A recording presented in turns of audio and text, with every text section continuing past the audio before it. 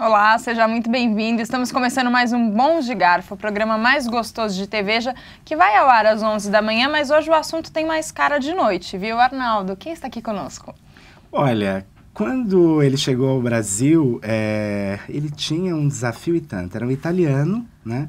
Já tinha aí um problema com a língua, 23 anos e assim instalar num porão muito movimentado da cidade, que é o Subastor. O que era bom teria que ficar melhor, ou seja, não era fácil a tarefa dele. Mas esse rapaz atrevido, alto, simpático, elegante, ele já bebia desde os 14 anos. Ele vai contar isso direito depois, né? Porque começou cedo.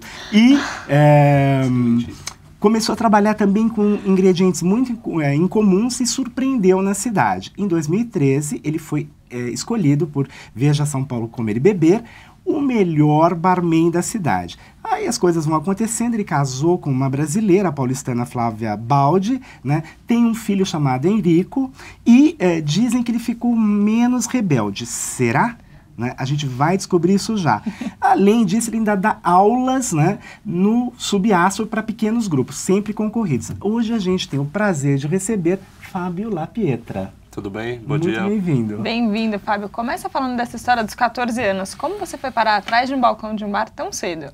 Com certeza comecei a beber aos 14 anos, mas antes de beber trabalhava, né? Eram as primeiras oportunidades que eu tive durante os anos de escola de hotelaria. Bem no começo, nós tivemos pequenas oportunidades em trabalhar ao final de semana, como nas pequenas pizzarias da cidade.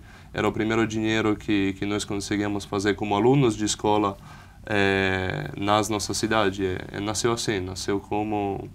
Aliás, onde você nasceu? Que região da Itália? Conta um pouquinho isso. A região onde nasci é a Puglia. A cidade especificamente é San Severo, uma cidade na província de Foggia. Então, cidade do sul, italiana Sim, do sul. Né? E aí, quando você chegou, enfim, você tinha um desafio grande, porque já tinha uma carta de drinks, era um bar reconhecido. Como foi entrar nesse porão, enfim, dar uma virada?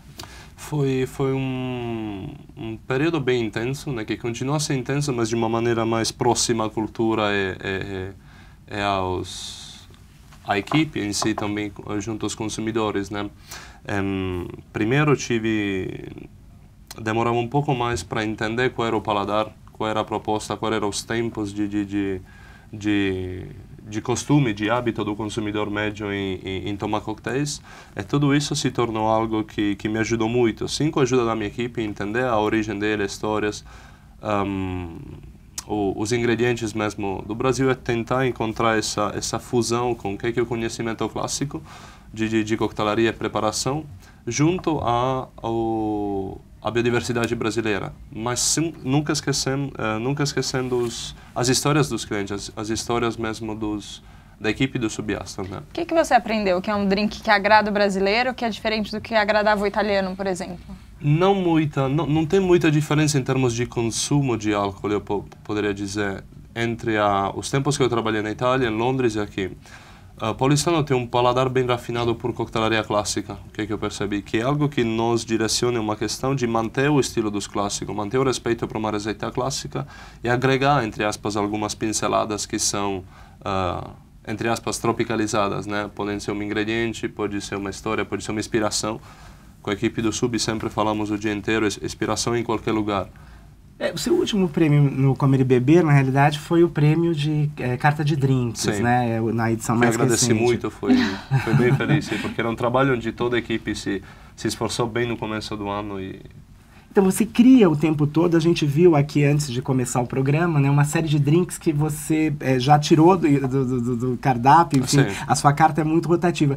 Da onde vem tanta fonte de inspiração, enfim, qual é o processo de criação, né, para mudar tanto? Aliás, depois a gente pode ver alguns drinks, porque são surpreendentes sempre, né? Obrigado. Em termos de inspiração, normalmente... O trabalho de uma pessoa criativa relacionada à hospitalidade nasce em qualquer lugar, em termos de inspiração. Pode vir de histórias, pode vir de conversas de consumidores. O exemplo mais simples que eu sempre faço com os garçons, com os bartenders do Astor, é a pergunta de o que são os coquetéis clássicos, quem criou os coquetéis clássicos. Não eram bartender ou profissionais que criaram isso, mas eram bem sim os consumidores, né? Se nós pensamos em os nomes mais simples relacionado à coquetelaria, o primeiro nome é Ernest Hemingway. Não era um bartender, mas era um grande consumidor, grande e amplo em termos de paladar.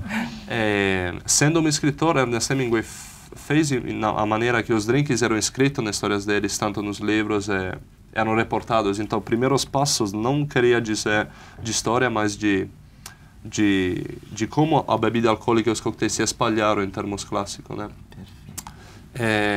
Isso aqui é fortemente relacionado ao foco de todos os dias de trabalho de hospitalidade. Várias histórias, vou falar 100%, não vou deixar nada escondido. Ainda mais a curiosidade de como buscar inspiração.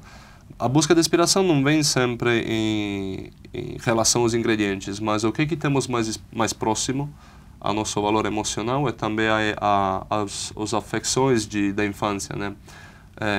Se nós pensamos um exemplo prático, as crianças ficam felizes em receber uma bala ou um doce.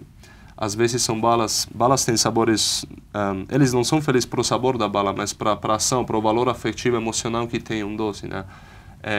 Esse aqui é um exemplo que nós sempre praticamos com os meninos do Astro, do Astro e do Subastro. Na primeira fase eles acharam que era louco, porque eu perguntava para ele, Rogério, senta.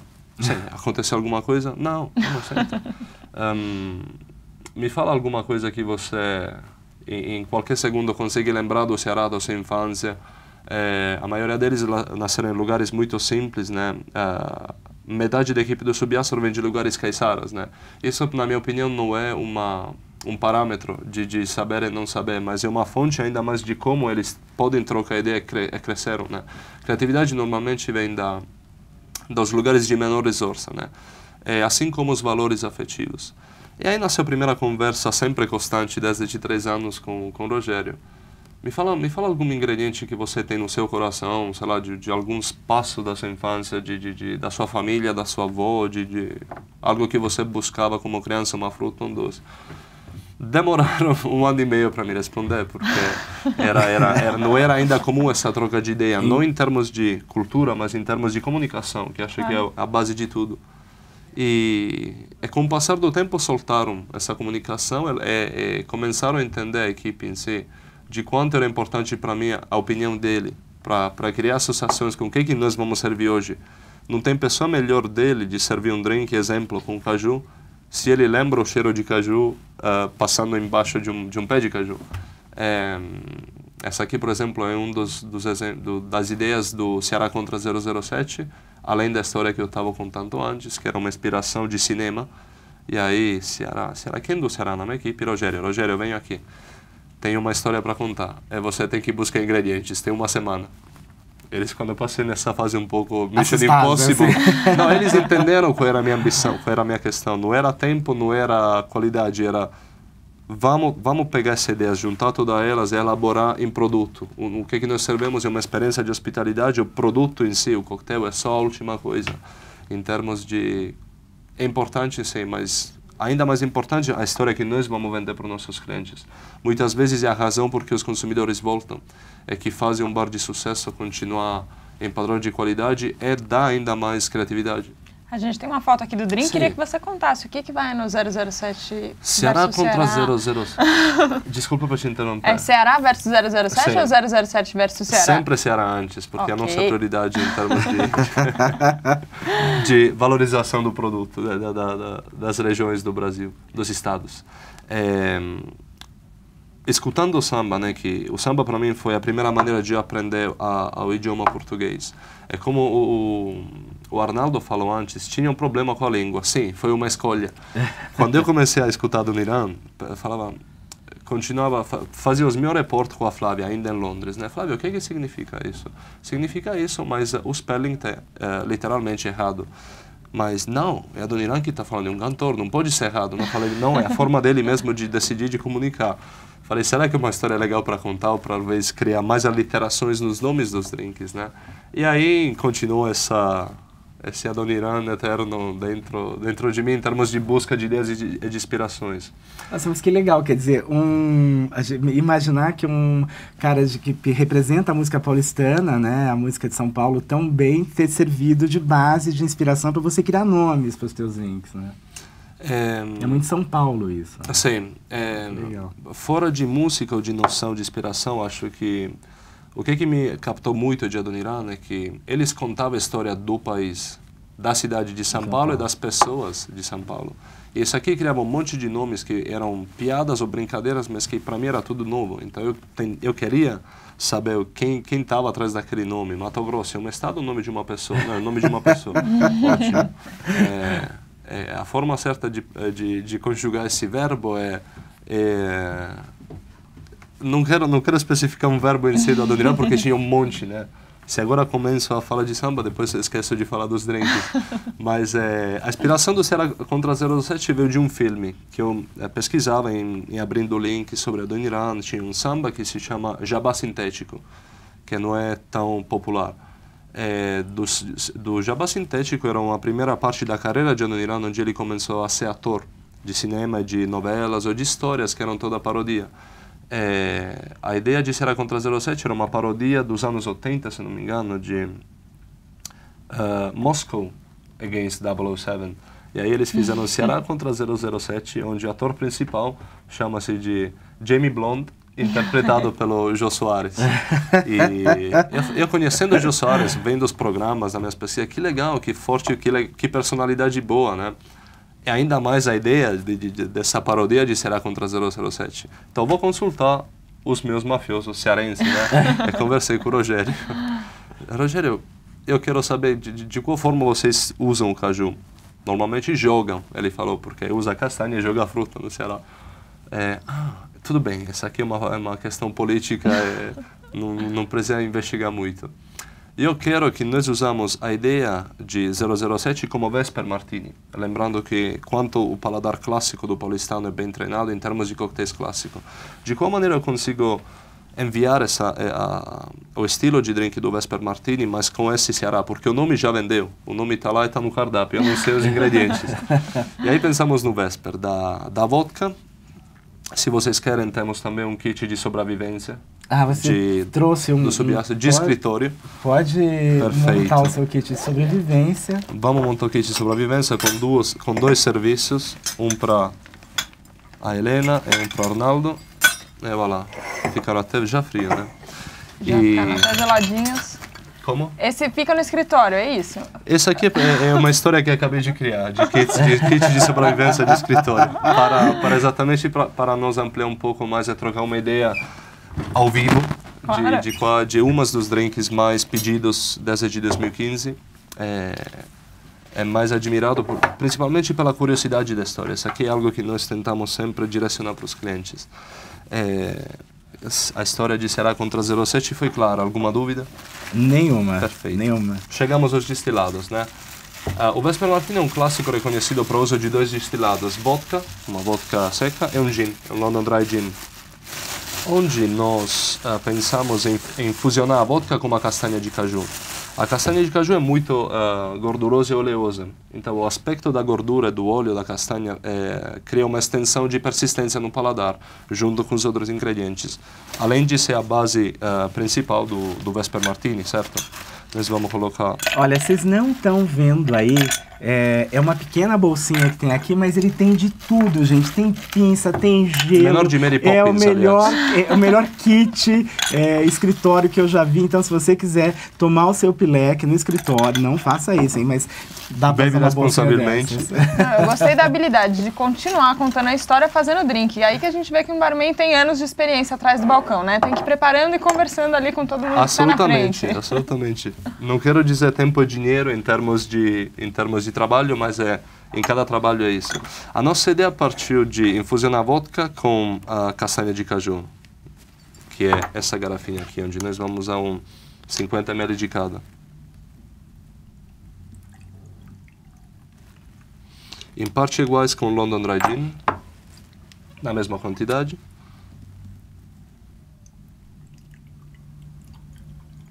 Muito obrigado pelo silêncio, é muito aconchegante para Dá mim. pra ouvir o barulhinho, gente. Vocês não estão ouvindo, mas dá pra ouvir o barulhinho da bebida caindo no gelo, a gente fica um pouco hipnotizado. É um vermute seco bem aromático. Não, e a gente fica prestando atenção mesmo, não tem o que fazer, né? E aí nós pensamos, beleza, falando de caju e de Ceará, você me falou que a castanha, o que é utilizado, Rogério, o que eles fazem com a fruta? Normalmente joga fora ou come. Ou nos botecos, chama-se de petisco. Se as pessoas pedem uma dose de cachaça, também o bartender, o responsável do sem porta, como eles chamam no Nordeste, sem porta, fala, vocês aceitam petisco? Assim, frango a passarinho, não, é caju. Petisco no Nordeste é caju, é quando servem cachaça junto com caju.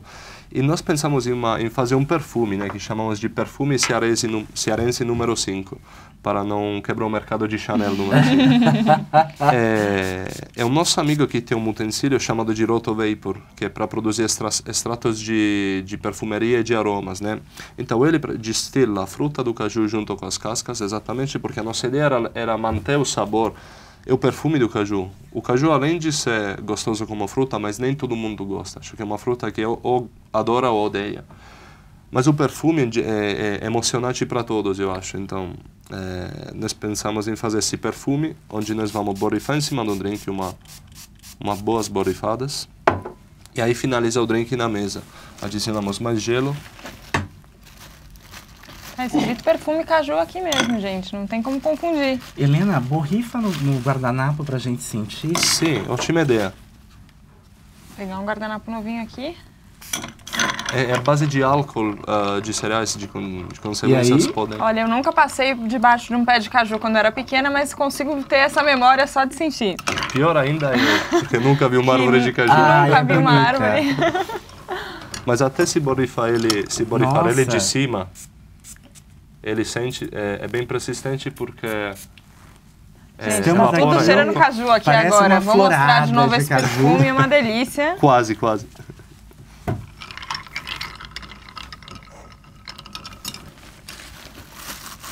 Queria que você comentasse um pouco que a gente está usando destilados aqui para fazer esse drink e a gente teve um aumento significativo. Sim. Como isso impacta no negócio? Você está trocando alguns drinks, não é possível trocar, tem que aumentar o preço do cardápio? Como está a situação no Subastra? Porque vocês trabalham basicamente com produtos importados. Sim, a maioria deles. Em termos de destilados, acho também como vinhos no Brasil tem um grande consumo de destilados, né? De destilados e produtos importados. Em termos de custo, eu vejo, em termos de criar drinks, ainda com esses grandes parâmetros de dificuldade, que são aumento de custos no mercado, só o IPI, não quero entrar na política, mas só o imposto de importação aumentou de quase 30%, sem esquecer tudo, sem lembrar tudo que vem antes ou depois. Vou terminar o serviço e aí não tem melhor conversa junto com o drink.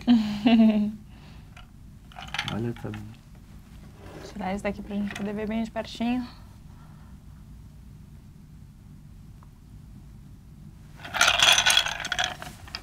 Provavelmente eu esqueci as decorações, nunca. Não. Esse é muito precavido.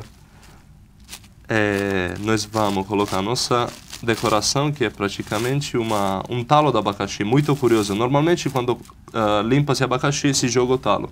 E nós praticamente cortamos em fatias em vertical bem sutil para servir como um palito. É deixar ele em cima da borda, onde teremos um outro caju, quase uma chips de caju. A ideia é praticamente de ela se reidratar no momento do serviço com perfume. É manter ainda mais a ideia de um caju, que não é necessariamente fresco, mas consegue te dar o perfil de uma fruta fresca, sem usar a fruta fresca no drink. Quer dizer, todos os aromas preservados. Sim. Agora, você falou um negócio que Ladies me deixou... first, desculpa. Sim, Obrigada. sem dúvida. Vai lá. Helena, você consegue mostrar o seu para deixar as pessoas mostrar morrendo aqui. de vontade desse drink? Ai. Olha aí a responsabilidade, hein? Então, mas você falou uma coisa que eu fiquei curioso, sabe? Sim. Qual o intervalo que os seus clientes tomam um drink? Você falou assim que tem um ritmo para beber. Qual é? Normalmente, um dos nomes mais fortes que marcou a história... Saúde para vocês.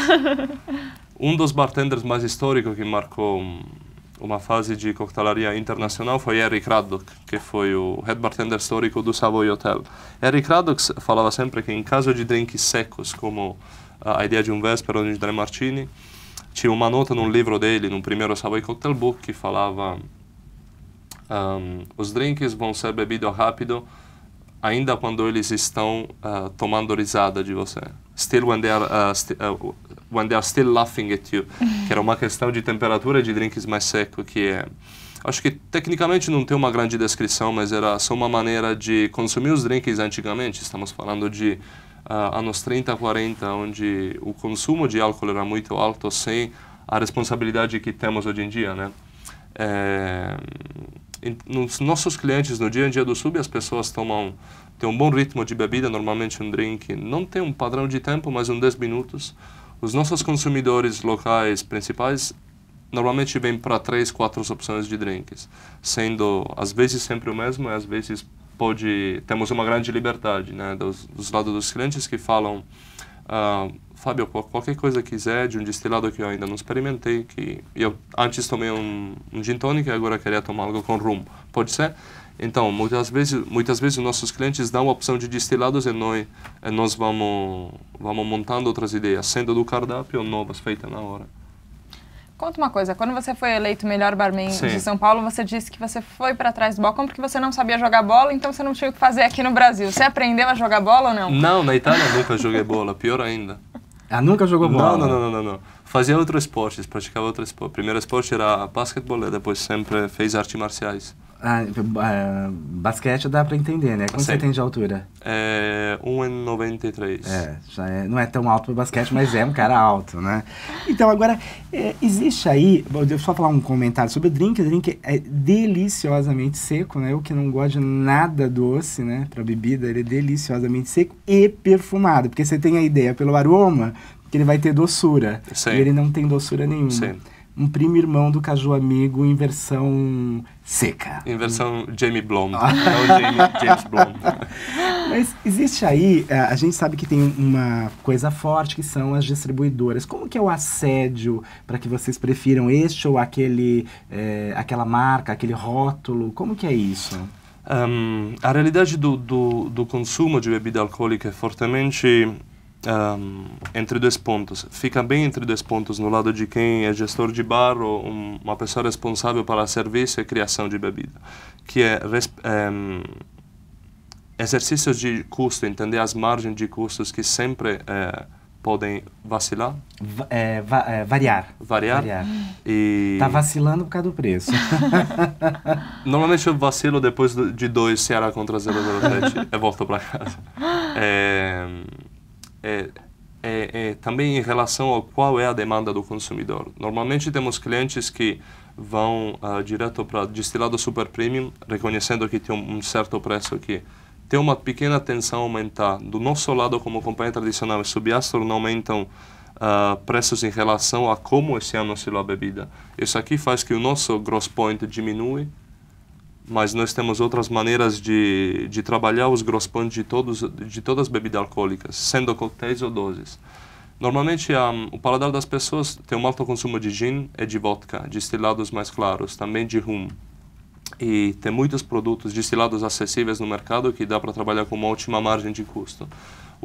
Por exemplo, do nosso lado, nós temos uma margem ponderada de todos os drinks de 25% de custo, que faz nós conseguir vender os drinks a R$29 todos, excluindo algum pedido diferente de destilados. Gostaria de um destilado mais caro. E a gente não tem um preço para um coquetel mais caro, mas só para a dose de destilado. Em termos de percentagem, 70% do nosso consumo de bebida alcoólica no Subastro vem só do cardápio. O resto é comida e 10% entre vinho e cerveja. Chega a ter 10% entre vinho e cerveja? Sim. Olha, interessante. Achei que era só destilado. Em 2013 era maior a venda de cerveja no Subastro. Não diminuiu por nossa causa, mas eu nunca consegui responder essa pergunta. Muitas vezes pergunto para quem está ali há 10, 14 anos, como o Rogério. Rogério, você acha que as pessoas não querem beber mais cerveja ou não?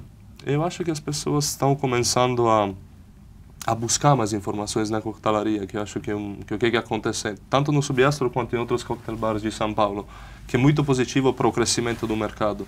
O aumento de custos e a não entrada de novos produtos faz que, entre aspas, o mercado fique um pouco saturado, mas a coisa mais legal de São Paulo, que eu sempre fui capturado quando eu cheguei, é o que nós chamamos de filosofia do terceiro lugar. Casa, trabalho, bares e restaurante. É bem forte. Eu nunca vi um bar tão cheio de terça-feira ou de quarta-feira. É impressionante. Que é muito positivo. Explicando em palavras um pouco mais simples, nós temos uma vantagem que um bom ritmo de consumidor dos consumidores vir para o Subastro. Trabalhar com a nossa margem fixa sem cortar a criatividade é também a maneira de um consumidor querer outras coisas. E a troca de cardápios entre 9 e 12 meses faz que as pessoas nunca fiquem paradas, acomodadas em um item só, ou dois, três. Tem uma busca por novidade desse consumidor. Ou seja, quem ainda não experimentou o Ceará versus 007 tem que ir no Subastro, porque daqui a pouco já não vai estar mais na carta, é isso? Sim, quase. Continuamos. Muitos clássicos, quando se tornam top seller, a gente sempre conserva no cardápio, são poucos ingredientes caseiros e continuamos servindo para as pessoas que lembram desse drink ou desse cardápio. Uma outra história interessante foi um drink de 2014 que continua saindo no Subastro sempre, todos os dias, que é o Gustavo Tanto de Você. Era o nosso cliente de nome Gustavo, que morreu, não está mais aqui. Ele era um cliente bem particular, ou seja, aquelas histórias de consumidor que dá para escrever livros, né? Algumas podem ser faladas, outras não. Mas ele tinha uma habitude que era um hábito de pagar sempre o dia depois. Ele abria a conta dele, consumia no dia, o dia depois à tarde ele fechava a conta no Subastro. É o único dia que ele pagou no mesmo dia que ele consumiu, numa noite. O dia depois tivemos uma informação que ele morreu. E ainda mais se fortaleceu essa história, entre aspas, triste, mas divertida, porque a nossa ideia era de ter um nome divertido que não fizesse sentir a falta de Gustavo, né? E a gente gostava muito dele. Falei, não, a gente não gostava, a gente gostava dele. Eu falava, mas era um erro que eu sempre fazia, porque gusto em italiano não é gosto. É Gustavo, é gostar. Eu falei, eu acho que tem um produto para vender, né? Que é um nome, uma história. Entendi. Fábio, a gente que gostou muito da sua presença aqui no Bons de Garfo, foi um prazer te receber. Uma pena muito que obrigado. O papo não é igual. Se fosse depois do expediente, a gente poderia continuar aqui experimentando ainda outros drinks. Tava uma delícia, Arnaldo. Obrigada. Tem uma última consideração? Olha, a última pergunta, já que você falou tanto do Gustavo, que se gostavam tanto de você, qual que é o pior cliente? Tem cliente chato? Pior nunca. Eu acho que um dos meus mestres falava, lembra que qualquer caso acontece no nosso trabalho, nós somos responsáveis por venda de veneno. Se nós intoxicamos os nossos clientes, precisamos também crescer em maneira de lidar com ele em casos determinados. O pior cliente não foi, mas conectado ao nascer de uma nova maneira de pensar em coquetelaria do Subastro, foi exatamente em 2013. Um cliente que se aproximou ao bar, muito, muito bravo. Na correria eu estava preparando os drinks e percebia que o cliente não estava de soco fechado, mas estava entrando de peito na direção do bar. Senhor, aconteceu algo com a sua mesa? Argentino, tienes que mudar todo o sistema, é uma merda. Pip.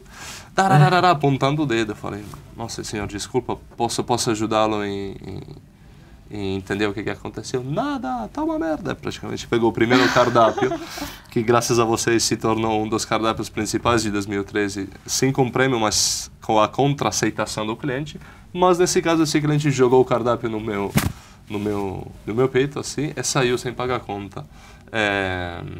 Tem casos muitos, às vezes brutos, que acontecem em hospitalidades, mas não depende de nós julgar um cliente se for bom ou não. Se ele não gostou, tem a livre maneiras de se expressar, independentemente de quando isso pode afetar a educação ou menos, mas...